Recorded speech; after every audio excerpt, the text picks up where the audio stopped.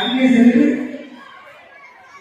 நீங்கள் வரிசையாக அமர வேண்டும். உங்கள் தேர்தலை அடையாளம் நீங்கள் விளையாட வேண்டும். அடைக்கும்போது நீங்கள் வரவில்லைதான் உங்கள் வாக்கு பேச செய்யணும்.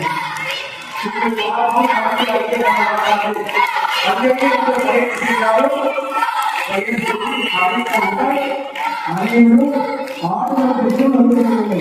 பஞ்சாயத்து தோட்டங்களோடு சேர்ந்தவர்கள் ஆடுகள முன்னுக்கு போகும். திரு முகிலை அமர்னா கவிதா எல்லாரும்